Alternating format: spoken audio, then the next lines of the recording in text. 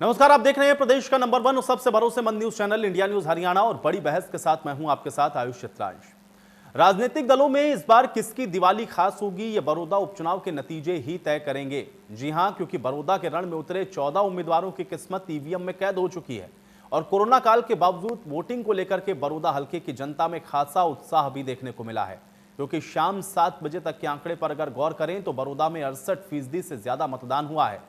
हालांकि अभी फाइनल आंकड़ा आना बाकी है।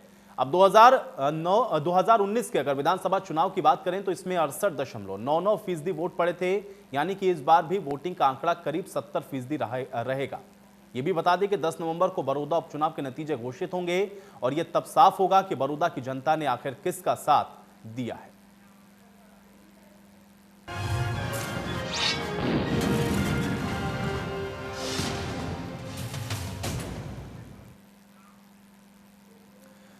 तो बड़ौदा में हुए उपचुनाव को लेकर के सभी पार्टियां अपनी अपनी जीत के दावे कर रही हैं, लेकिन किसके दावों में कितना दम है, ये जनता ने आज ईवीएम के अंदर कैद कर दिया है। आइए आपको दिखाते हैं इस पर हमारी ये खास रिपोर्ट।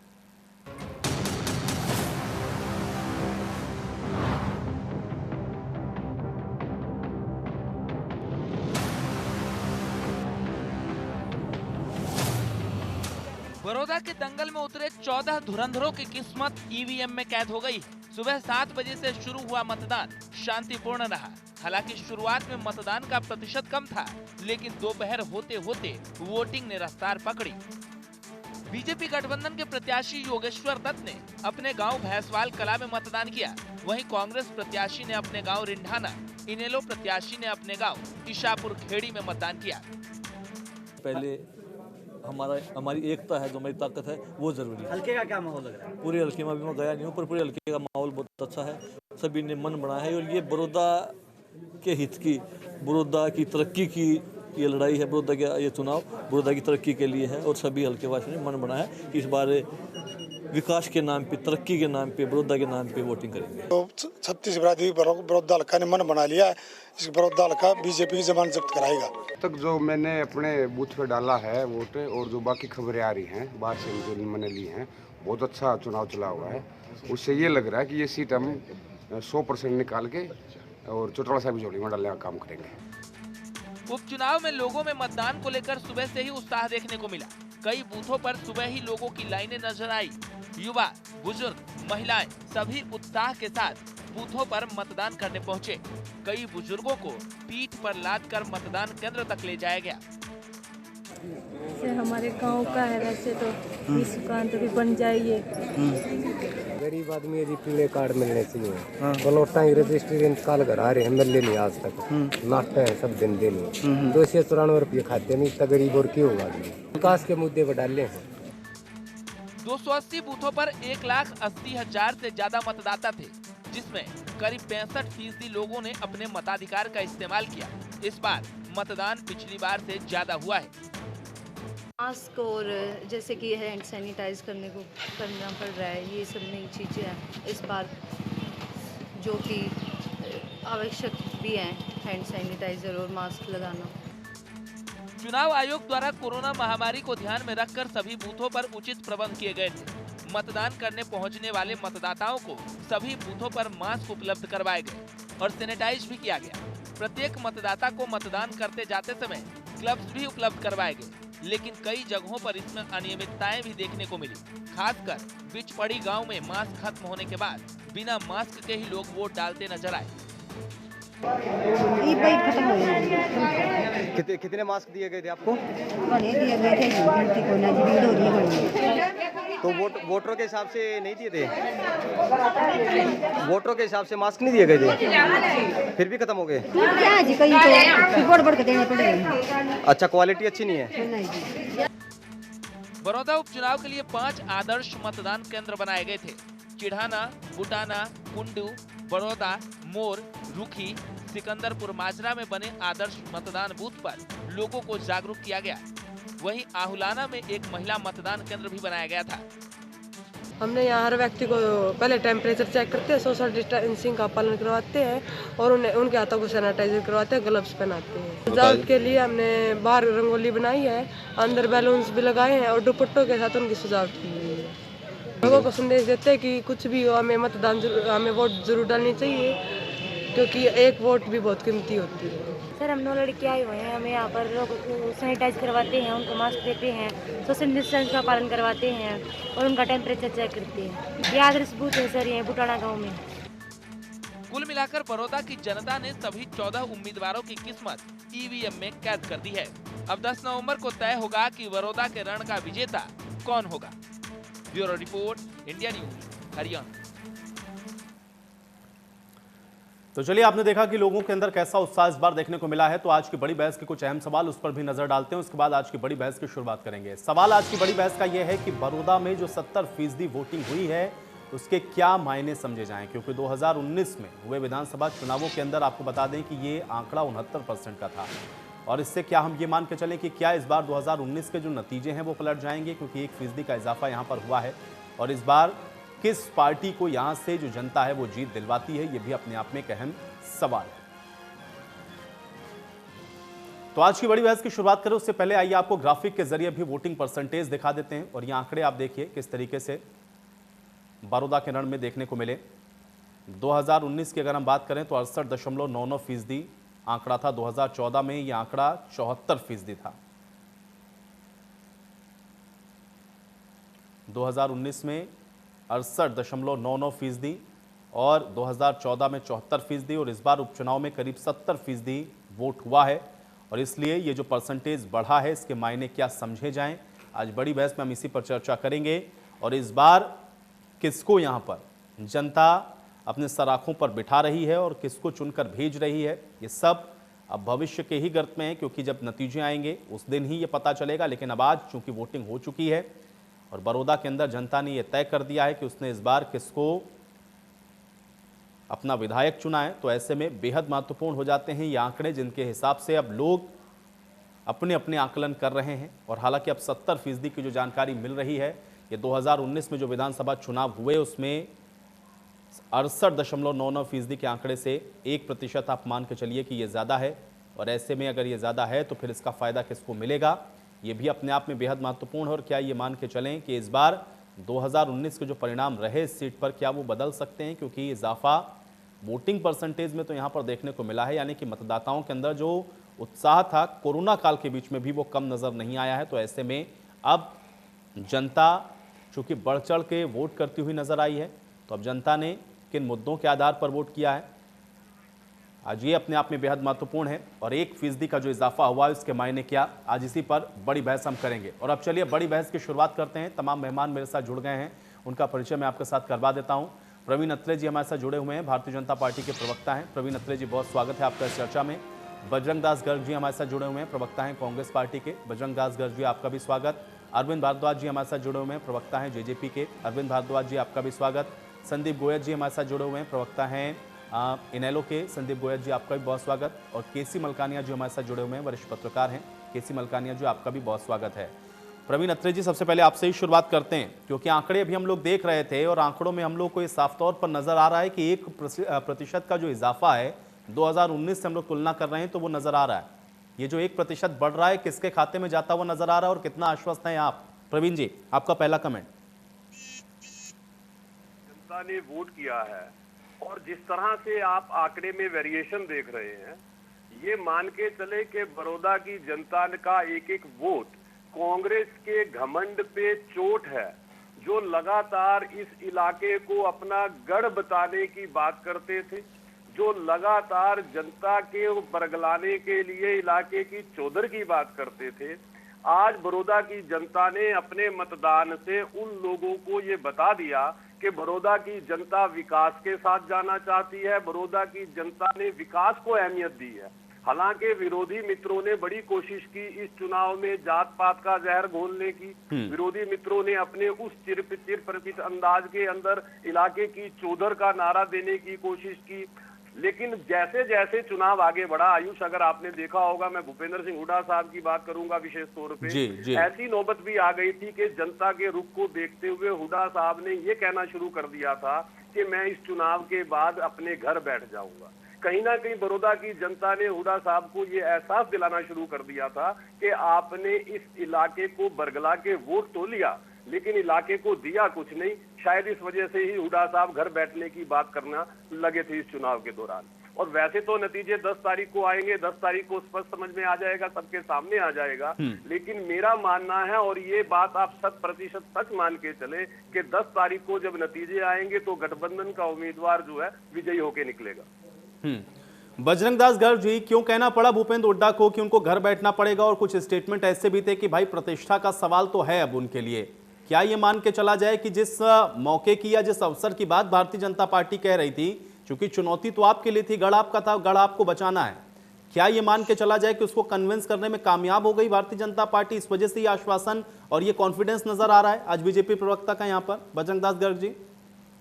आयुष जी, जिस प्रकार ये बड़ौदा चुनाव हुआ है, सारी प्रदेश की जनता जानती है। बीजेपी ने सारे खेल खेल के देख लिए। जहां 70% वोट पोलिंग का मतलब ये है कि वहां की जनता ने कांग्रेस के पक्ष में वोट करके जिताने का काम किया है। और यहां तक कि उन्होंने सारे सरकारी अमला जमला लगा दिया, शराब बांटी, पैसे बांटे, गैस सिलेंडर तक बांटे। इन्होंने जो काम नहीं करना था वो करके देख लिया। इन्होंने बड़ौदा की जनता को खरीदने का काम किया, मगर बड़ौदा की जनता इनके मुकाबले में नहीं आई। कांग्रेस के पक्ष में वोट करके ये इन्होंने दिखा दिया कि कांग्रेस पार्टी ऐसी पार्टी है, जबकि बीजेपी ने 6 साल के अंदर एक काम नहीं किया। मुख्यमंत्री जी 5.5 साल तक बड़ौदा के अंदर एक बार भी नहीं गए, कोई काम नहीं। किस बात की वोट मांग रहे हैं? इन्होंने सिर्फ बेरोजगारी, अपराध पूरे देश के अंदर फैलाया। किसको रोजगार दिया? आज वो किसान का जो मामला है, इन्होंने जो कृषि बजरंग दास गर्ग, इसी से मिलता जुलता सवाल तो फिर ये भी होगा कि भाई अगर ये तो चलिए इन्होंने काम नहीं किया, मुख्यमंत्री गए नहीं, जो आप आरोप लगा रहे हैं, तो फिर आपके भी बड़े नेताओं को जाने की जरूरत ही नहीं थी। फिर तो बड़ा आसान था, वहां तो जनता पहले से आप पे भरोसा करती थी, आप जाते ही नहीं, जनता अपने आप वोट कर देती। भाई लोग तो जाएंगे ना, चुनाव के समय में तो हर आदमी जाएगा कन्विंस करने के लिए। ये कैसा तर्क हुआ बजरंग दास गर्ग जी? ये स्पष्ट करना चाहता हूँ, बाई इलेक्शन हमेशा सरकार का होता है। बाई इलेक्शन सरकार हार जाती है तो उसका जनादेश देश में ये जाता है कि भाई सरकार फेलियर है, और या आपको 10 तारीख को रिजल्ट मिल जाएगा। ये सरकार पूरी तरह फेलियर है। 20,000 से लेकर 35,000 के बीच के अंदर कांग्रेस पार्टी जीतेगी, ये इनको ही पता है और मुख्यमंत्री को भी पता है, सारे मंत्री को पता है। मगर मेरी जब इन नेताओं से बात होती थी, बोला गर्ग साहब जीतना तो आपको भाई हमारी मजबूरी है, हमने तो सरकार का बकू बजाना है, टीवी पे बैठ के बजा ले, जनता में जाकर बिठा ले, भाई हम तो सरकार के मजे। ठीक है बजरंग दास गर्ग जी, देखिए आप दो तरीके की बातों को कह रहे हैं। एक तो आप ये कह रहे हैं कि आप आश्वस्त हैं, दूसरा ये कह रहे हैं कि ये मशीनरी का दुरुपयोग कर रहे थे, वहां पे सब कुछ बांटा इन्होंने। भाई दो में से एक ही चीज हो सकती है। क्या ये बैकअप प्लान लेके चल रहे हैं कि अगर कल को सीट हार जाते हैं तो आप कहेंगे कि देखिए आयुष जी चर्चा में बैठ के मैंने पहले ही कहा था इन्होंने मशीनरी का दुरुपयोग किया है? क्या ये बैकअप प्लान है आपका कि आपको क्या कहना है, पहले से ही आप बैकअप लेके चल रहे हैं? क्योंकि 10 तारीख को तो हम फिर बैठेंगे चर्चा करने के लिए। स्पष्ट कह रहा हूं, इन्होंने तो ईवीएम में गड़बड़ करने की कोशिश की, उसके बावजूद भी हम आपको दावे के साथ कह रहा हूं, मैं इतने वोट के आंकड़े दे रहा हूं, कितनी वोटों से जीतेंगे। मैं नहीं, वहां की जनता। चलिए संदीप गोयल जी, संदीप गोयल जी, भाई देखिए बजरंग दास गर्ग जी ने तो बता दिया कि भाई वो इतने मतों के साथ जीतने वाले, वो तो मत का अंतर भी बता रहे हैं। 10 तारीख तक का भी इंतजार नहीं, उन्होंने तो मतों का अंतर भी बता दिया। अब इनेलो कहीं है रेस के अंदर के नहीं है? आयुष जी इनके दिल से पूछ लो, ये खुद ही मान जाएगा। इंतजार कीजिए। ठीक है बजरंग दास गर्ग जी, अब जरा सुनते हैं संदीप गोयल जी को। संदीप गोयल जी, इंडियन नेशनल लोकदल आयुष जी 10 तारीख तक का इंतजार कीजिए। पिछली बार से कई गुना बढ़ोतरी करके वोटों की बड़ौदा हल्के के अंदर एक चौंकाने वाले परिणाम देने का काम इनेलो पार्टी करेगी। और इस इलेक्शन में आयुष जी मेरा ये मानना है कि हम लगभग 10,000 के करीब मतों से इस चुनाव को जीतकर बड़ौदा हल्के के अंदर हम दोबारा से अपना किला फतेह करने की कोशिश करेंगे। और प्रदेश के अंदर ये जो आज माहौल भारतीय जनता पार्टी ने बनाया हुआ था और उसके खिलाफ जिस प्रकार का मतदान 70% जो पिछली बार के चुनाव से लगभग 1.5 से 2% बढ़ोतरी करने का काम जो बड़ौदा हल्के की जनता ने किया है, वो स्पष्ट संकेत देता है कि सरकार। संदीप गोयल जी, संदीप गोयल जी, भाई देखिए संदीप गोयल जी, ये तो चुनावी और प्रवक्ता वाली बात हो गई। आप इनेलो की तरफ से मुझे ये बताइए ना कि भाई देखिए, अगर आप कह रहे हैं कि इन्होंने काम नहीं किया, मतलब प्रवीण अत्रे जी ने या अरविंद भारद्वाज जी ने, इन दोनों की सरकार है ना मिलीजुली, इन लोगों ने काम नहीं किया, तो कांग्रेस का तो गढ़ है ना वो, भाई कांग्रेस जीतेगी, इनेलो क्यों जीत जाएगी वहां पर? आपने ऐसा क्या स्पेशल ऐसा किया कि कन्विंस हो जाए वोटर की वो इनेलो को दे दे वोट जा करके? मुझे ये बताइए, क्योंकि बजरंग दास गर्ग जी तो कह रहे हैं कि भाई इतना प्रतिशत का, इतने वोटों का जो आंकड़ा है उतना लेकर हम जीतेंगे। प्रवीण अत्रे जी कह रहे हैं देखिए हमने काम किया, हम उसके आधार पर गए, जनता विकास से जा रही है। अब आप मुझे बताइए कि इनेलो के पास क्यों जाएगा वोटर? संदीप गोयल जी। आयुष जी शायद आपको इस बात, बजरंग जी आप एक बार चुप रहेंगे। आयुष जी आपको शायद इस बात की जानकारी कम है कि हरियाणा 1966 में बनने के बाद अगर बड़ौदा हल्के के आप चुनावी इतिहास देखें तो सबसे ज्यादा चुनाव जीतने का रिकॉर्ड अगर है तो चौधरी देवीलाल की बनाई हुई पार्टियों के ऊपर है, और इनेलो उसको आगे लेते हुए जा रही थी। कांग्रेस तो लगभग पिछले 3 बार ही चुनाव जीत पाई, उससे पहले 1966 में, फिर एक बार 72 के आसपास, वो 2 बार उस समय जीती थी, 3 बार। अब 1972 से लेकर 2009 तक लगभग इंडियन नेशनल लोकदल का प्रत्याशी इस चुनाव को जीतता आया है आयुष जी। तो ये गढ़ हम दोबारा हासिल करेंगे, और वो इस बात के ऊपर, क्योंकि वहां की जनता प्रदेश के 9 घोटालों से तंग आ चुकी थी। जो 3 किसान विरोधी बिल ये गठबंधन की सरकार लेके आए थे, जिनका कोई मिनिमम प्रोग्राम आज तक नहीं आ पाया। इनका एक कॉमन घोटाला प्रोग्राम जरूर है। गोयल जी 2019 में भी आंकड़ा बहुत कम था जीत और हार का, 2019 में भी जीत और हार का आंकड़ा बहुत कम था, और तब तो जेजेपी अलग से लड़ रही थी चुनाव, अब तो इनके साथ हैं। इसका फायदा नहीं मिलेगा क्या भारतीय जनता पार्टी के कैंडिडेट को? बिल्कुल भी नहीं मिलेगा आयुष जी। आप एक मजेदार बात आपने भी देखी होगी आयुष जी, प्रचार के दौरान जेजेपी के तो कहीं 3 में न 13 में, ये तो कहीं दिखाई भी नहीं देते प्रचार में, ये तो स्टार प्रचारकों की सूची में भी नहीं थे। इनको तो उसी प्रकार से रखा गया जैसे बिहार में नीतीश कुमार को नरेंद्र मोदी और ने रखा है। उनको मुख्य चेहरा ना बनाकर भारतीय जनता पार्टी आगे रही, इनको पिछलकू लगाकर जरूर अपने पैरों की जूती बनाकर बड़ौदा हल्के में जरूर घुमाते रहे, लेकिन वो जो मतदाता इन्होंने जेजेपी के पक्ष में वोट दिया था, वो अब की बार इनके जो विश्वासघात की जो इन्होंने जनता के साथ किया, उससे रुष्ट होकर इनके खिलाफ ठोक बजाकर इनके विरोध में। ठीक है, चलिए ये हुई थोड़ी टेक्निकल बात की। हाँ, हो सकता है कि भाई वो लोग आपके साथ चले जाएं जो जेजेपी को आप बता रहे हैं कि सो कॉल्ड कि वो नाराज हो गए होंगे। अरविंद जी जवाब दीजिए इस बात का। ये सबको पता है, बड़ौदा चुनाव के बारे में जो लोग जानते हैं या जो चुनाव में गए हैं, कि वहां पर मुख्य मुकाबला भाजपा जसपा गठबंधन और कांग्रेस के बीच रहा। और रही बात इनेलो की, तो इनेलो की लड़ाई सिर्फ और सिर्फ राजकुमार सैनी से रही। कहीं राजकुमार सैनी से भी पीछे ना रह जाएं ये लोग। जींद उपचुनाव की तरह, जींद उपचुनाव में राजकुमार सैनी इनसे काफी ज्यादा वोट ले गए थे, तो इनकी लड़ाई सिर्फ उतनी है। जो ये कह रहे हैं कि 10,000 से जीतेंगे, ये 10,000 वोट भी ले लें तो भी बहुत बड़ी गनीमत होगी। 10,000 तक पहुंचना भी इनके लिए आसान नहीं है, ये भी एक बहुत बड़ा चैलेंज है इनके लिए इस बड़ौदा इलेक्शन में। रही बात कांग्रेस की, देखिए, और कांग्रेस ने जो शुरू में, ठीक है, कांग्रेस ने बड़ा शोर मचाया जिस तरह से इन्होंने एक दमदमा सा बनाया था, परंतु लास्ट तक आते आते इनका चुनाव पूरी तरह से पिट चुका था। लास्ट के अगर 4-5 दिन की बात करें तो कांग्रेस चर्चा से गायब हो चुकी थी। खास तौर पर जब हमारे बड़े नेता उप मुख्यमंत्री दुष्यंत चौटाला जी, खुद मुख्यमंत्री साहब जब मैदान में उतरे थे, तो उस वक्त जो सभाएं वहां हुई थी, जो हुजूम लोगों का आया था, उस वक्त के आप वीडियो फोटोज अगर खुद देखें तो महसूस करेंगे गांव लेवल की जो सभाएं थी वो एक बड़ी जनसभाओं में बदल गई थी। तो इसमें जो लास्ट का 4 दिन का जो चुनाव रहा, उसने बहुत चुनाव को पलटा है। और बीजेपी और जसपा का जो उम्मीदवार हैं योगेश्वर दत्त जी, उनका चुनाव लास्ट के 4 दिन में बहुत अप गया। तो उम्मीद यही है, मैं इनकी तरह नहीं कहूंगा 10,000 20,000 कोई कुछ कह रहा है, कोई कुछ कह रहा है। चाहे जीत 1 वोट की हो या 2 वोट की हो, 10,000 वोट से हो या 5,000, जीत है। हमें पूरा विश्वास है कि बड़ौदा की जनता ने विकास के नाम पर वोट किया है, कैंडिडेट को देखकर वोट किया है। हमारे जो कैंडिडेट था वो सबसे बेहतर था इन सभी में। उसकी जो काबिलियत है, उसका जो काम है, उसका जो रिकॉर्ड है पुराना, वो बहुत अच्छा रहा। उसने प्रदेश और देश का नाम पूरी दुनिया में रोशन किया।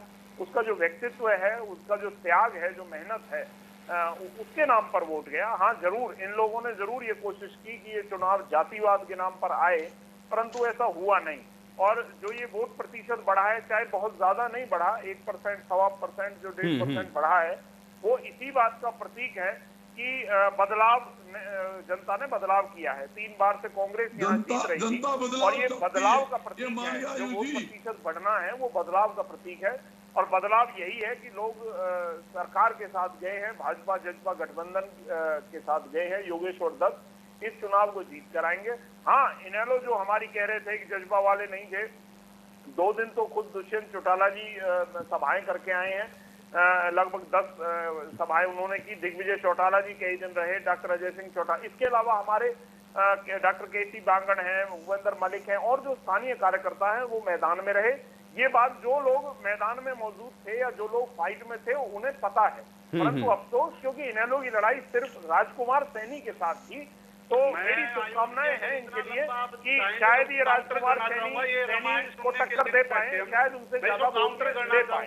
ये मेरी शुभकामनाएं। अब सुन लीजिए ना। अरे भाई साहब, ये इस तरह से थोड़ी होती है डिबेट। अरे संदीप गोयल जी, भाई देखिए संदीप जी, आपने जजपा के ऊपर इतने आरोप लगाए, भाई अरविंद जी ने बिल्कुल ध्यान से सुना आपकी बात को, उन्होंने बिल्कुल डिस्टर्ब नहीं किया। गोयल जी आपकी बात को ना उन्होंने काटा ना डिस्टर्ब किया, क्योंकि आप तो उनके ऊपर आरोप लगा रहे थे ना। अब आपको सुनना पड़ेगा। देखिए नहीं, चर्चा में बैठे हैं, आरोप लगाएंगे तो सुनना पड़ेगा जवाब भी।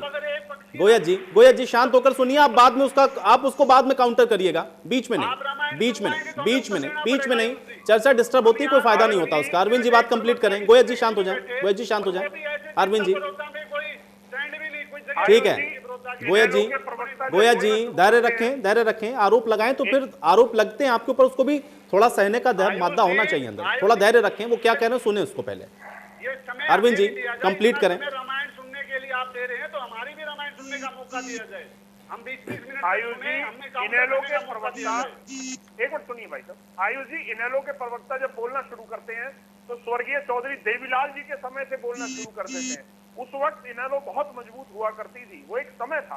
परंतु आज की बात करें ना, आज की स्थिति देखें, पिछला जो 2019 का चुनाव है उसमें 1.5%, मात्र 1.5% वोट हरियाणा प्रदेश में मिला और इस बड़ौदा की सीट पर सिर्फ मात्र 3100 वोट। साहब कहाँ 3100 वोट? आप अभी 1 साल हुआ है और आज आप ये उम्मीद कर रहे हैं कि 10,000 से आप जीत जाएंगे।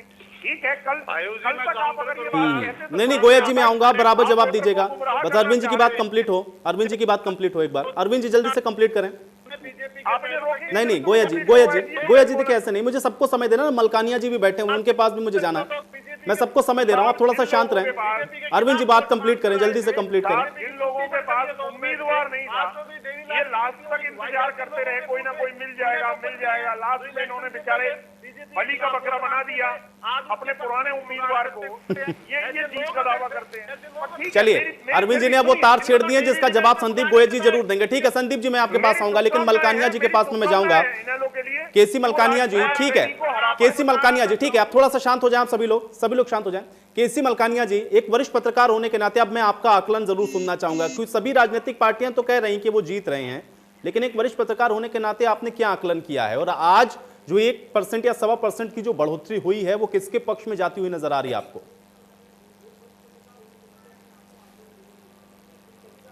आयुष जी, ये तो बात बड़ी क्लियर है। जब भारी मतदान होता है तो आम चुनावों में सरकार के बरखिलाफ होता है, परंतु जब उपचुनाव होता है तो लोग कई बार ये भारी मतदान सरकार के पक्ष में भी कर देते हैं। वो जानते हैं कि हमारा विकास कौन कर सकता है।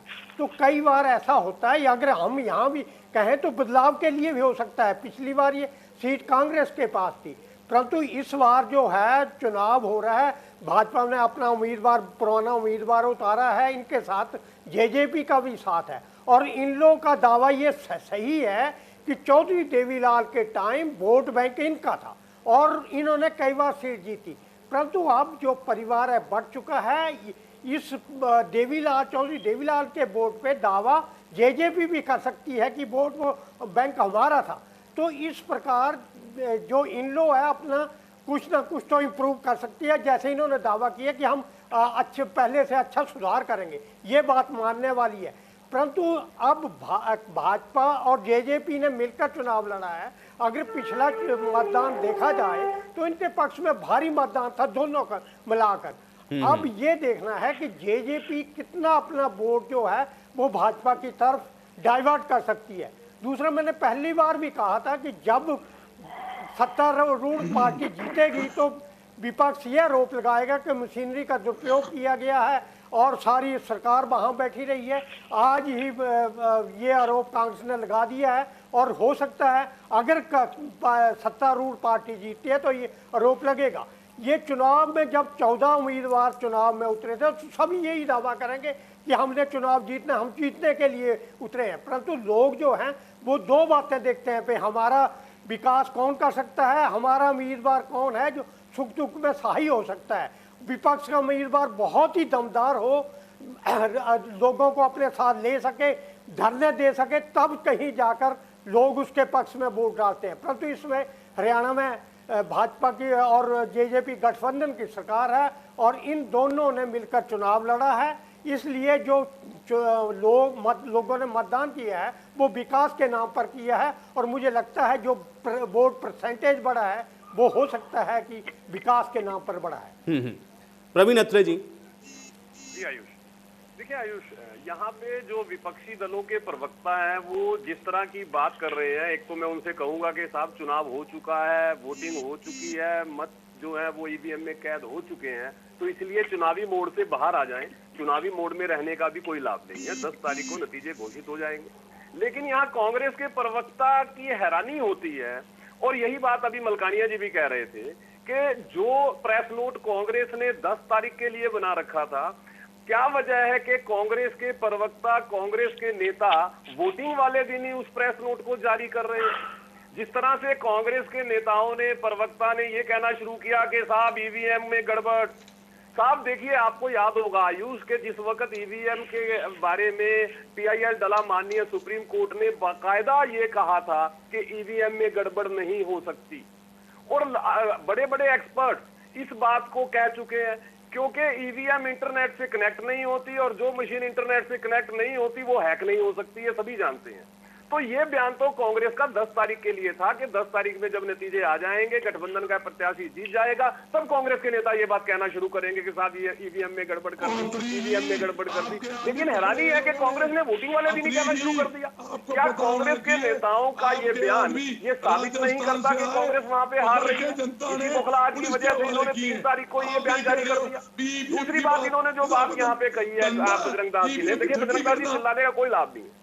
पूरे चुनाव में जिस तरह से कांग्रेस के नेताओं ने प्रदेश अध्यक्ष कुमारी सैलजा के साथ बाकायदा मजबूर कर दिया, क्या उसको ये पता नहीं लगता कि कांग्रेस की हार उसी दिन हो गई थी जब नेताओं की आपस की सिरफुटोवल जनता के सामने आई थी।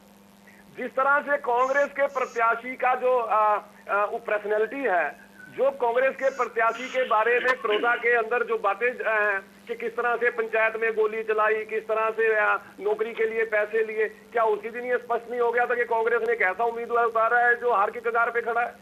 उसके बाद हम हुड्डा साहब के बयान की तरफ ध्यान देना चाहिए कि उन्होंने खुद ही कह दिया था मैं घर बैठ जाऊंगा। तो कहीं ना कहीं कांग्रेस के सामने ये चीजें स्पष्ट हो चुकी थी कि इस चुनाव के अंदर बड़ौदा में कमल खिल रहा है। इसी वजह से कांग्रेस के नेताओं ने बौखलाहट में इस तरह के बयान देने शुरू किए। अब सबसे बड़ी बात, कहते हैं साहब बीजेपी ने बड़ौदा की जनता को खरीदने की कोशिश की, कहते हैं जी कि बीजेपी गैस सिलेंडर बांट रही थी। हैरानी होती है जब पूरा देश जानता है कि उज्ज्वला स्कीम के अंतर्गत पूरे देश के गरीब जनता को मुफ्त गैस सिलेंडर इस सरकार ने दिए। क्या उसके बावजूद भी हमें जरूरत थी कि हम चुनाव में सिलेंडर बांटते? अरे गरीबों को मुफ्त सिलेंडर तो हम पहले ही दे चुके हैं। ये इस तरह के जो बौखलाहट भरे बयान कांग्रेस की तरफ से आ रहे हैं वो हमें इशारा कर रहे हैं कि कांग्रेस इस चुनाव से बाहर हो चुकी है। बड़ौदा के अंदर कमल खिल रहा है। योगेश्वर मुझे लगता है सबको 10 का ही इंतजार करना चाहिए, क्योंकि यहाँ तो बैठ के सारे लोग हाइपोथेटिकल सिचुएशन पर ही केवल चर्चा कर सकते हैं ना। जनता ने तो कर दिया फैसला, आप 10 का इंतजार करते हैं। बजरंग दास गर जी। आयुष जी, अरविंद भाई ने कहा कि जनता बदलाव चाहती है, तो जनता बदलाव चाहती है, इसमें कोई दो राय नहीं। जनता चाहती है कि भाजपा ने हरियाणा का जो नाश किया है इनको बदला जाए, इसलिए जनता 2 बार दिखा चुकी है बजरंग दास जी, 2014 में, 2019 में। इस बड़ौदा उपचुनाव के अंदर 10 तारीख को आप देख लेना। अरविंद, आपको इस बात का मंथन करना चाहिए कि क्या वजह है कि कांग्रेस राष्ट्रीय स्तर पे भी खत्म होती जा रही है।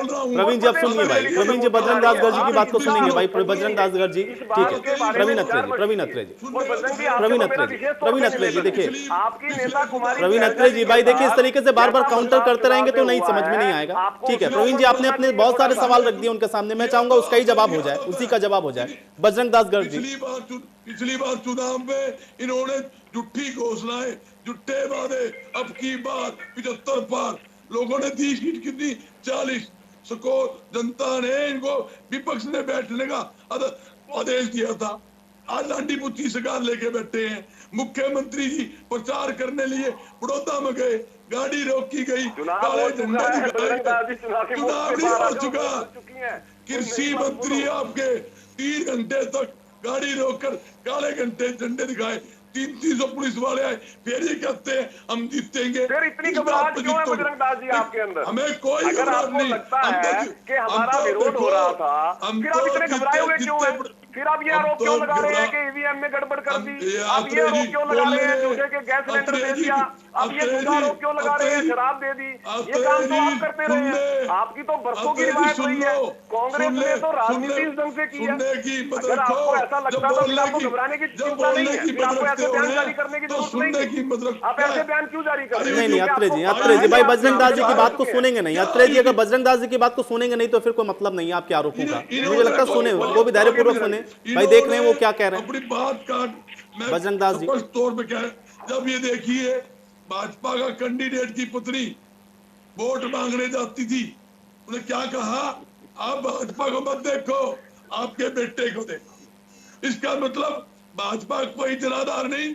मैं दावे के साथ कहता हूँ आयुष जी, आज इस सरकार से प्रदेश का किसान, कर्मचारी, मजदूर, व्यापारी, उद्योगपति हर नागरिक दुखी है। और लोगों ने वोट दिया कांग्रेस को, लोगों ने वोट दिया भाजपा को हराने के लिए। चलिए बजरंग दास जी, ठीक है, चलिए राजनीतिक बातें, ठीक है, राजनीतिक प्रतिद्वंदियों की जो बातों का जवाब है वो मत दीजिए। आप मुझे बताइए, केसी मलकानिया जी हमारे साथ मौजूद है, वरिष्ठ पत्रकार है, उन्होंने अपना एक असेसमेंट किया, वो खुद कह रहे हैं इस बात को कि अगर ये परसेंटेज बढ़ा है, 1.25% भी अगर बढ़ रहा है तो ये मान के चलिए कि उपचुनावों के अंदर जो सत्ता पक्ष है उसको इसका बेनिफिट मिलता है। इसका क्या जवाब है? तार्किक जवाब दीजिएगा, राजनीतिक बातें तो आप लोग आरोप प्रत्यारोप करते रहेंगे। ये जो 1.25% बढ़ रहा है, कहीं ऐसा ना हो कि बीजेपी के पक्ष में चला जाए। मैं मलकानिया जी की बात जो ये है, सीनियर पत्रकार है, आयुष जी मैं बताना चाहता हूँ, अगर सरकार ने कुछ किया होता ना तो लोग इनको वोट देते। ये जो लोग दुखी थे, किसान दुखी था, जो कृषि संबंधित कानून बनाया है उससे किसान दुखी था, आड़ती दुखी था, मजदूर दुखी, उन्होंने दुखी होकर उन्होंने एक ही नारा दिया, अब की बार भाजपा पार, भाजपा बाहर करो। तो इस स्थिति के लिए लोगों ने खुले मन से कांग्रेस के समर्थन किया, कांग्रेस को वोट दिया। अगर आप ये बताइए, ये कहते भी हम जीतेंगे, इनसे यूं तो पूछ लो आपने किया क्या? मुख्यमंत्री 5.5 साल गया नहीं, काम किया नहीं, फिर वोट मांग रहे। बेरोजगारी इन्होंने बढ़ा दी। बजरंग दास गर्जी भाई, देखिए अगर काम नहीं किया होता तो मुझे लगता कि भाई ये लोग आश्वस्त ही नहीं होते। मैं यही तो आपसे पहला सवाल ही मैंने यही पूछा कि अगर मुख्यमंत्री गए नहीं, इन्होंने काम किया नहीं, तो ये भाई कॉन्फिडेंस कैसे इनके अंदर नजर आ रहा मुझे? इसका मतलब कुछ तो होगा। या आपके अंदर वो धैर्य क्यों नजर नहीं आ रहा है? क्यों भूपेंद्र हुड्डा को ये कहना पड़ रहा है कि भाई ये मेरी प्रतिष्ठा का सवाल है? मेरी बात सुनो, ये बातें कहनी पड़ रही है ना। अगर इन्होंने काम नहीं किया तो आपके लिए तो बिल्कुल सेफ पैसेज है, आपको तो जीत को लेकर के बिल्कुल सुनिश्चित होना चाहिए था। ये सब स्टेटमेंट क्यों आए? हम तो बिल्कुल सुनिश्चित है, पक्के जीतेंगे। जहां अपने हुड्डा साहब की बात करी, मैं स्पष्ट करना चाहता हूँ, हुड्डा साहब, दीपेंद्र हुड्डा, बहन कुमारी सैलजा जी, जो भी नेता हल्के में गए, आपने भीड़ देखी, मतलब हजारों ट्रैक्टरों की लाइन, 10-10 किलोमीटर लंबा जुलूस हुआ करता। ये किस बात की वोट मांग रहे हैं? किसान लूट लिया, व्यापारी लूट लिया, कर्मचारी लूट लिया।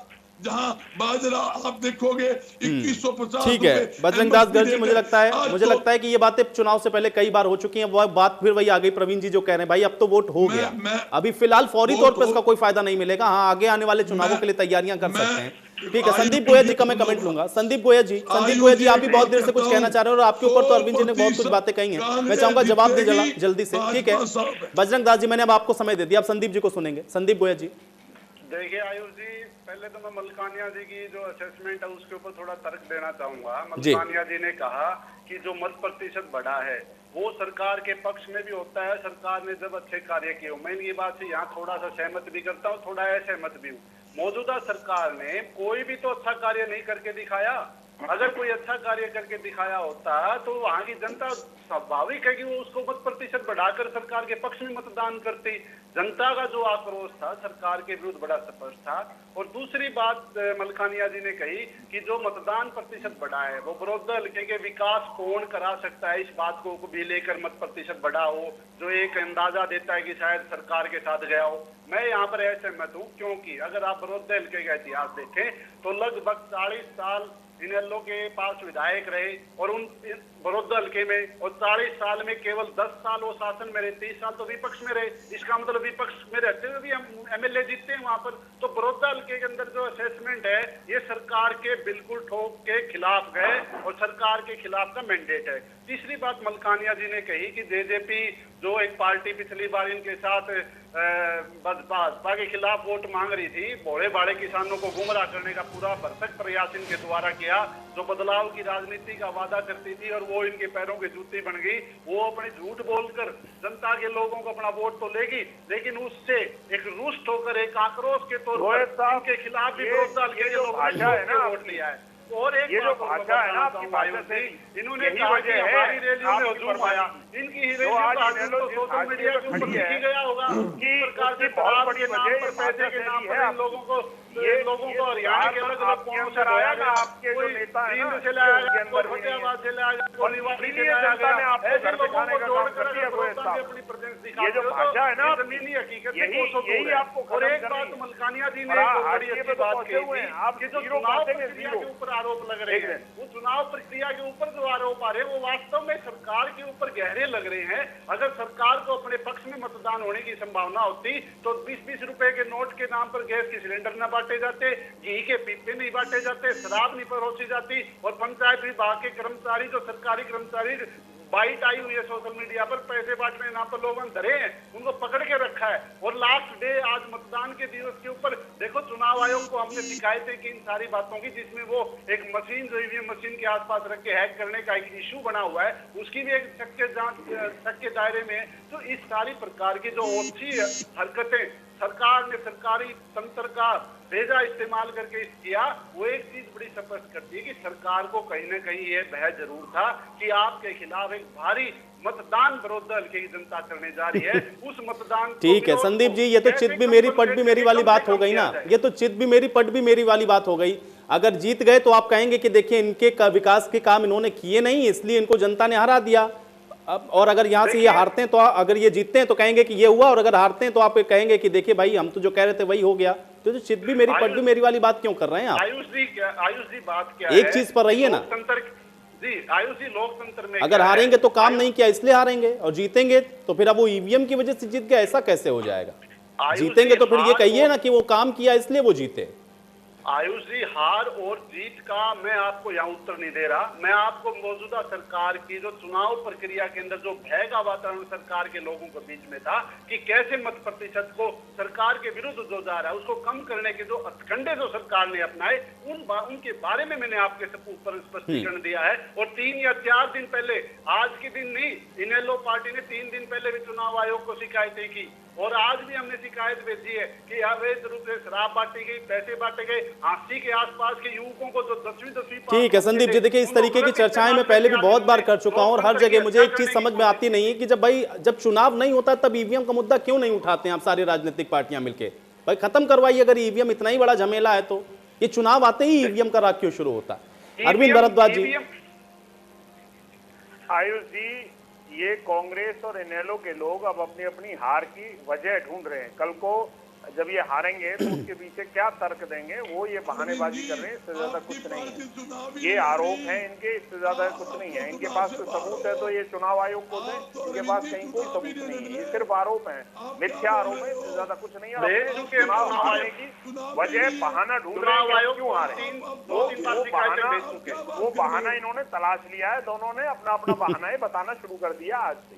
सच्चाई ये है कि इन्हें भी पता है कि ये चुनाव हार चुके हैं। खैर इनेलो तो फाइट में थी नहीं, इनेलो की तो लड़ाई राजकुमार सैनी के साथ, इनेलो तो राजकुमार सैनी से लड़ रही थी। आपका तो डंडा ना डंडा, आपको तो राजनीति गाने वाला खाली पंडा मिला हुआ था, आपके पास तो ना डंडा था ना डंडा था, आप तो खाम खा जोड़ी फैला रहे थे। चलिए गोया जी फिर से वही बातों का कोई अर्थ नहीं है भाई। देखिए जनता ने तो बटन दबा दिया भाई, जनता ने बटन दबा दिया। इन बातों को जितना आप लोग कहते रहे, जनता ने सुन लिया, उसको अपने जहन में बिठा लिया और उसको जो करना था वो कर चुकी है। अब इससे कुछ होगा नहीं। इन्होंने तो चुनाव लड़ा, हाँ ये बात अलग है कि सेफ साइड के लिए भाई ईवीएम पे सवाल खड़े कर दीजिए, ये बढ़िया बात है। ईवीएम की बात नहीं आयुष जी, अरे 34 की बात नहीं हो रहे हैं आपके तरीके से 34 पार नहीं हो रहे हैं आपसे, उसके ऊपर कोई मासूम घोड़े पार नहीं हो रहे आपके बच्चे बड़े युवा है,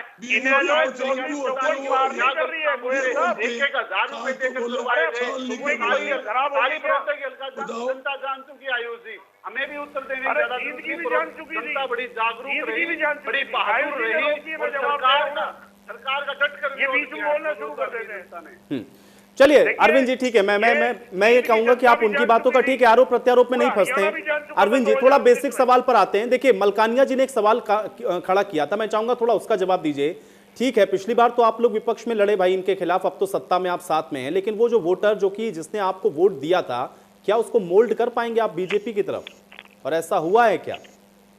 देखिए आयुष जी, जो हमारे साथ जो वोट गया था वो दुष्यंत चौटाला जी का वोट है। जो दुष्यंत चौटाला जी को की लीडरशिप में काम करना चाहते हैं, जो लोग दुष्यंत चौटाला जी को पसंद करते हैं, वो लोग हमारे साथ आए थे, उन्होंने हमें वोट दिया था। किसी के विरोध और किसी के समर्थन का वोट नहीं था, वो वोट हमारे साथ का था, हमारी लीडरशिप का था। वो आज भी हमारे साथ है और जब रिजल्ट आएगा जब देख लीजिएगा। ये इनकी आदत है इनेलो वालों की, ये जीन में भी ये ऐसे ही कहा करते थे, उसे पूरी तरह हारे। फिर उसके बाद जो विधानसभा चुनाव हुआ तब भी ये कहते थे कि आप लोग सुनना सीखिए, अपनी बारी मैं नहीं बोला। फिर जब विधानसभा चुनाव हुए तब भी ये कहते थे कि लोगों के सामने इनकी सच्चाई आ गई है, ये गद्दार है, ये धोखेबाज है।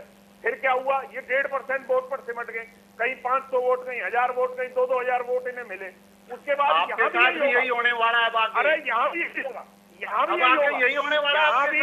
और यहाँ भी जनता आपको सबक सिखाएगी, जिस प्रकार आपने आपको सिखा दिया तो देवीलाल जी के नाम का वोट दिया, अब आप कहते हो दुष्यंत चौटाला के नाम का वोट। मैं भी इन्हें नहीं बोलने दूंगा आयुष जी, मेरे से ऊंची आवाज। ठीक है गोया जी, गोया जी शांत हो जाइए, गोया जी शांत हो जाइए। गोया जी देखिए फिर वही बात कहनी पड़ेगी मुझे, अब कोई फायदा नहीं ना इस आरोप प्रत्यारोप से। आज तो कम से कम मुझे कोई इसका मोटिव समझ में नहीं आ रहा है। अगर आप ये आरोप प्रत्यारोप कल परसों तक भी करते तब भी मुझे लगता, लेकिन आज तो कुछ भी हासिल नहीं होगा इससे। केसी मलकानिया जी, इनेलो की जो गुंडागर्दी है ना, उसी का जवाब दिया जनता ने। ये जिस तरह से बोलने नहीं देते। चलिए अब वरिष्ठ पत्रकार को सुनेंगे। केसी मलकानिया जी, केसी मलकानिया जी, सबके असेसमेंट आप देख रहे हैं, लेकिन आपके असेसमेंट के ऊपर भी सवाल हुए यहाँ पर कि जो लोग ज्यादा निकले वो ऐसा नहीं कि वो सत्ता पक्ष के पास जाएंगे, हो सकता है किसी और तीसरी पार्टी के लिए निकला हो, या हो सकता है कि वो कांग्रेस के ही फेवर में हो। मलकानिया जी, सत्ता के विरोध में वोट गिरे, वोट फालतू सत्ता के विरोध में। आयुष जी एक बात तो बड़ी क्लियर है, एक हफ्ते का समय रह गया है और हफ्ते के बाद सारा स्थिति हमारे सामने आ जाएगी। परंतु मैं तो यही कह रहा हूँ कि जब आरोप लगते हैं सत्ता पक्ष पे, हमेशा ही लगते हैं जब उपचुनाव होता है कि इन्होंने मशीनरी दुरुपयोग किया है और सारी सरकार वहाँ बैठी थी इसलिए इनके पक्ष में वोट डाला है, और अगर ये जीत जाते हैं तो यही आरोप लगेगा। परंतु अगर कांग्रेस की भी स्थिति हम माने कि अच्छी है और कांग्रेस जीत जाती है तो सत्तारूढ़ पक्ष ये कहेगा कि सीट इनकी थी, इन्होंने अपनी सीट कायम रखी, इसका कोई फर्क नहीं पड़ता। परंतु जो 14 उम्मीदवार थे उनमें से कुछ उम्मीदवारों को हम कह सकते हैं कि वोट कटवा थे, बाकी ये 3 पार्टियों की लड़ाई सीधी थी। ये जो असली टक्कर थी, मैं मानता हूँ शायद मेरे साथ इन लोग सहमत ना हो, कांग्रेस और बीजेपी के बीच में सीधी लड़ाई थी और कांटे की टक्कर थी, क्योंकि हुड्डा जी एक कदावर नेता हैं, चीफ मिनिस्टर रहे हैं और उनका ये इलाका माना जाता है और उन्होंने ये सीट लगातार जीती भी है, इसलिए उनकी प्रतिष्ठा का प्रश्न था, उन्होंने पूरा जोर लगाया। इसलिए लगता है कि ये जो कांटे की टक्कर रहेगी, वो जो जीत हार का मुकाबला अंतर है वो बहुत ज़्यादा नहीं होगा, थोड़ा ही अंतर होगा। अगर इतनी हुड्डा जी ने अपनी इज्जत बचा ली और अच्छे मार्जिन में वोट ले गए तो हुड्डा के लिए भी एक खुशी की बात होगी। अगर भाजपा जीत जाती है और उसने जेजेपी का वोट भी कन्वर्ट कर लिया तो उसके लिए भी ये प्रतिष्ठा का प्रश्न था। और ये अगर सीट जीत जाती है तो बड़ौदा की जनता के लिए विकास के द्वार भी खोल सकते हैं और इसी के पे हो सकता है वोट डाला है। मैं किसी को न जिता रहा हूँ न हरा रहा हूँ, ये तो हमें हफ्ता भर इंतजार करना पड़ेगा। और अब तो बिल्कुल सही कह रहे हैं मलकानिया जी, और कोई भी पहले से भाई इसको असेसमेंट खाली हम लोग ये कर सकते हैं, एक अनुमान लगा सकते हैं, लेकिन भाई नतीजा तो तय हो गया ना, 10 तारीख का इंतजार करते हैं। प्रवीण अत्रे जी, भाई ये जो कॉन्फिडेंस है वो नजर क्यों आ रहा है और कॉन्फिडेंट इतना क्यों आप लग रहे हैं मुझे? क्योंकि अब बजरंग दास गर्ग जी तो भाई बाकायदा मतों के हिसाब से बता रहे हैं, तो कह रहे हैं कि हम 10,000 से 20,000 से ज्यादा से जीत रहे हैं, फिर भी आप कॉन्फिडेंस आपके अंदर नजर आ रहा है, ऐसा क्यों हो रहा है? ये कॉन्फिडेंस कैसे है? जब से चुनाव शुरू हुआ था आयुष, मैं जब भी चर्चा में आया मैंने उस वक्त हर एक बिंदु को सामने रखते हुए ये बताया था कि गठबंधन क्यों जीत रहा है। हालांकि कुछ पॉइंट्स का मैं पहले जिक्र कर चुका हूं, जैसे कुमारी शैलजा जी के साथ बर्ताव हुआ, जैसे भूपेंद्र सिंह हुड्डा ने घर बैठने वाला बयान दिया, उसके बाद दीपेंद्र हुड्डा ने जब ये बात कही कि रोहतक की बेइज्जती का बदला ले लो, वो अपने पिता की सोनीपत की हार को बेइज्जती नहीं मानते थे, रोहतक में अपनी हार को बेइज्जती मानते थे, उस बयान ने इशारा करना शुरू कर दिया था। उसके बाद देखिए विरोधी लगातार एक बात कहते हैं कि साहब गठबंधन के नेताओं का विरोध हो रहा है, गठबंधन के नेताओं को गाँव में नहीं दे रहा, लेकिन आज क्या कह रहे हैं? अरे गर्ग साहब मैं आऊंगा आपके पास, बजरंग दास गर्ग जी मैं आऊंगा आपके पास, थोड़ा शांत हो जाइए। प्रवीण अत्रे जी की बात समझ लेते हैं। किसान 3 बिलों के विरोध में है, दूसरी तरफ उसी किसान के विवेक पे सवाल खड़ा करते हैं कि वो किसान शराब के लिए बिक गया, वो किसान पैसे के लिए बिक गया और खुद को उस किसान का हितैषी बताते हैं। अब समझिए, जब कोई राजनीतिक दल किसान की इतनी बेइज्जती करेगा, किसान के विवेक पे सवाल खड़ा करेगा, उस किसान पे सवाल खड़ा करेगा, तो क्या वो उस राजनीतिक दल को वोट देगा? ये कारण है हमारे कॉन्फिडेंस का। दूसरी तरफ इन्होंने एक मशीन का जिक्र किया, आयुष आपने भी देखा होगा, जो वो प्रिंटर है, एक छोटा प्रिंटर आप अक्सर किराना की दुकान पे, कहीं ना कहीं पेट्रोल पंप पे, किसी सैनिटरी स्टोर पे देखते हैं जिससे वो बिल निकाल के देता है, वो ऑफलाइन मशीन है। माननीय सुप्रीम कोर्ट कह चुका है कि प्रवीण जी मुझे लगता है ईवीएम पे चर्चा करने का कोई अर्थ नहीं है और ईवीएम पे चर्चा करना समय की बर्बादी के अलावा और मुझे कुछ तो कम से कम नजर नहीं आता है, क्योंकि अगर आप जीत रहे हैं उसी ईवीएम से तो आपके लिए बढ़िया है, अगर आप हार रहे हैं तो उस पर सवाल खड़े करना ये बिल्कुल जायज नहीं है। और सभी राजनीतिक पार्टियों के लिए भाई अगर ईवीएम पे सवाल है तो चुनाव जब नहीं होते तब ईवीएम को हटवाइए, लेकिन चुनाव के बाद या चुनाव के आगे पीछे सब कहना अच्छा नहीं लगता। बजरंग दास गर्ग जी जैसे आपने देखा ईवीएम को छोड़ के ईवीएम के तरफ मुझे बताइए बजरंग दास गर्ग जी, और प्रवीण जी की बात का जवाब दीजिए। ठीक है, हो गया प्रवीण जी, मेरे पास समय कम है, बजरंग दास गर्ग जी का मैं कमेंट लूंगा। बजरंग दास गर्ग जी पंजाब की बात करें, कांग्रेस ने क्यों नहीं ईवीएम पे सवाल खड़े किए? मैंने समझ कर दिया ना प्रवीण जी, इसीलिए मैं कह रहा हूँ कि भाई उसी ईवीएम से तो अन्य राज्यों में सरकारें बनी है ना, इसलिए ईवीएम पे सवाल उठाना ये सही बात नहीं है। जब चुनाव नहीं है तब उसके बाद आराम से सवाल उठाइए, जब चुनाव नहीं है ईवीएम को लाइए, उसको साबित करिए कि ये हैक हो सकती है, उसको साबित करिए कि इसके अंदर कुछ गड़बड़ी हो सकती है, लेकिन चुनाव के आगे पीछे या चुनावों के नतीजों से पहले ये सब कहना अच्छा नहीं लगता है। बजरंग दास गर्ग जी बहुत जल्दी से खत्म करें और सम अप करें। हमारे साथी अत्री जी ने बात कही पेट्रोल पंप के ऊपर भी डबिंग ईवीएम मिलती है, कहाँ मिलती है? प्रिंटर जिसको लेके आप चिल्ला चिल्ली कर रहे हो, कुछ नहीं, ये झूठ का पुलिंदा है, ये लोगों को गुमराह करके ये तो ने 5 रुपया टमाटर 100 रुपए बेचने वाले बात करते हैं। अच्छा इन्होंने एक बात और कही, इन्होंने बात कही किसान मजदूर बिकने की बात कही, किसान मजदूर बिका नहीं, ये तो खरीदना चाहते थे, बड़ौदा की जनता ने इनको ऐसी चोट मारी है, ये लोग याद करेंगे। टेक्नोलॉजी के जानकार इंजीनियर्स को नहीं मानते, आप झूठ फैलाने की कोशिश करते हो, कभी आप किसान के ऊपर सवाल खड़ा कर देते हो कि किसान मुफ्त सिलेंडर में बिक गया, कभी आप कहते हो कि किसान शराब में बिक गया, किसान का सम्मान करो भाई, इसीलिए आप हार रहे हो बड़ौदा के अंदर। झूठ बेचना है, इनका धंधा ये है, जनता को बगलाना है, भाई को भाई से आज। चलिए, अब अत्रे जी के बताने से और अरविंद जी के बताने से नहीं होगा, क्योंकि अब जनता ने तय कर दिया है और आज वो वोट डाल करके आ गई है। और अब 10 तारीख तक का सभी राजनीतिक पार्टियां इंतजार कर ले और देखते हैं कि किसकी बातों में कितना दम है और किसकी बातों को जनता ने सराखों पे रखा है। आप सभी का बहुत शुक्रिया समय निकालने के लिए, चर्चा का हिस्सा बनने के लिए। तो हालांकि चुनाव के बाद भी और चुनाव से पहले भी सभी पार्टियां अपनी अपनी जीत के दावे करती हैं, लेकिन जनता यह फैसला कर चुकी है और अब तो यह 10 तारीख को ही तय होगा कि बड़ौदा का जो ताज है वो इस बार किसके सर सजता है। आज बड़ी बहस में मेरे साथ फिलहाल इतना है।